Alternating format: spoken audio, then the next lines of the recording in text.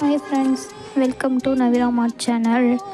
வாங்க, இன்றைக்கி டே 4 30 டேஸ் சேலஞ்சில் இன்றைக்கி டே 4.